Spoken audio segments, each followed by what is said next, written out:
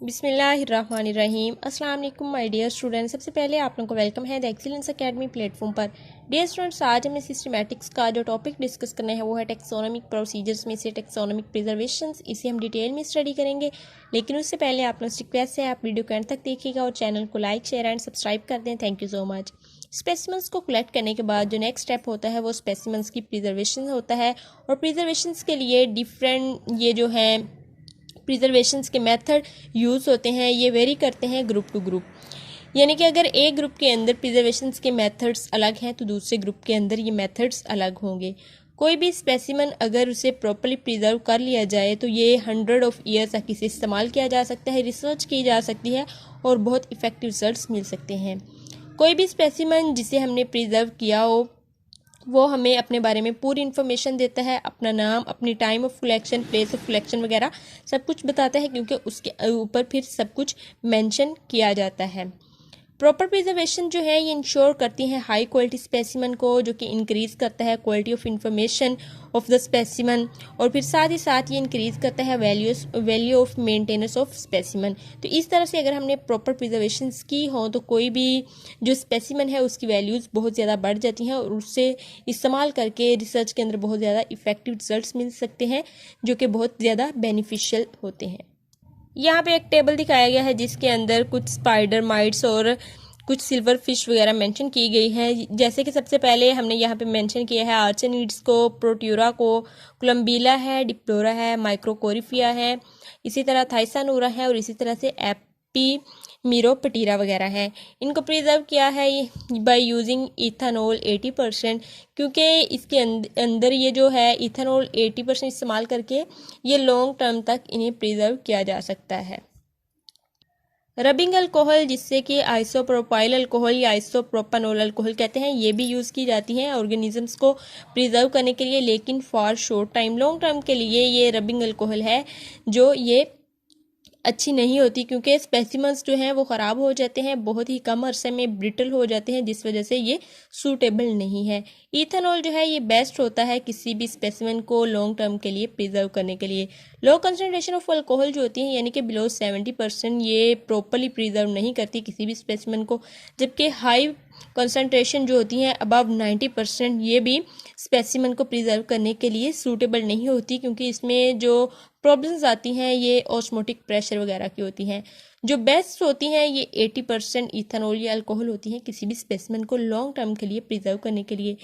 Alcohol और ethanol के बगैर के अलावा हमारे पास जो है हम स्पेसिमन होते हैं उन्हें प्रिजर्व कर सकते हैं by using alcohol distil spirits वगैरह। तो इस तरह से स्पेसिमन्स को प्रिजर्व किया जाता है।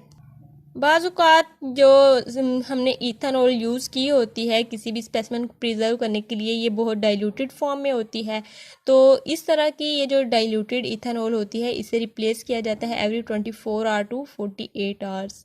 कुछ लार्ज इमेच्योर फ्लाइज होती हैं जो कि ख़राब हो जाती हैं अगर उन्हें डायरेक्टली इथेनॉल के अंदर प्रिजर्व किया जाए। तो ये जो ख़राबी है इससे बचने के लिए दो तरीके होते हैं।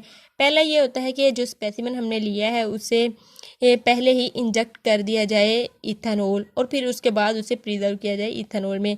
दूसरा तरीका ये होता है कि वाटर लें, उसे बॉयल करें, फिर ठंडा करें और फिर उसके अंदर स्पेसिमेन को 2 मिनट के लिए रख दें वहाँ पानी से, यानी वो जो हमने बॉयल किया हुआ वाटर है उसे ठंडा किया और फिर उसके बाद स्पेसिमेन रखा। उसके बाद उस स्पेसिमेन को जब 2 मिनट के लिए रख लिया तो फिर उसे बाहर निकाल दें और फिर उसे इथेनॉल के अंदर प्रिजर्व कर दें। तो इस तरह से ये जो है ख़राबी इससे बचा जा सकता है।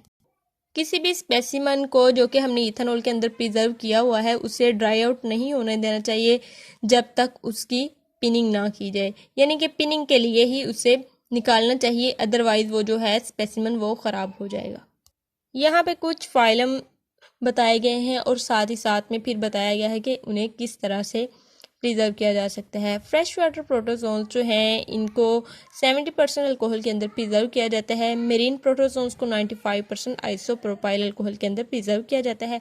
पोरीफेरा में स्पॉन्जेस वगैरह आती हैं जिनको प्रिजर्व करने के लिए 90% अल्कोहल यूज़ किया जाता है।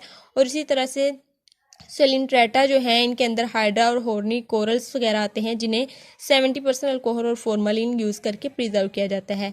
प्लेटीहेल्मिन्थ्स में हमारे पास जितने भी ये आते हैं टर्बुलेरियंस वगैरह, इनको प्रिजर्व किया जाता है 70% अल्कोहल यूज़ करके और 5% फॉर्मलिन यूज़ करके, 70% अल्कोहल यूज़ करके। इस तरह से ये ग्रुप टू ग्रुप वेरी करते हैं जितनी भी ये प्रिजर्वेशंस होती हैं। नेक्स्ट है हमारे पास निमाटोडा। इनके जो मेंबर्स होते हैं, स्पेसिमेंस जो इस फाइलम से लिए जाते हैं, उनको प्रिजर्व करने के लिए 5 to 10% फॉर्मलिन ली जाती है। एनिलिडा में पॉलीचीट्स वगैरह आते हैं, उनको प्रिजर्व करने के लिए 75% अल्कोहल, 5% फॉर्मलिन और 70% अल्कोहल वगैरह यूज़ होते हैं।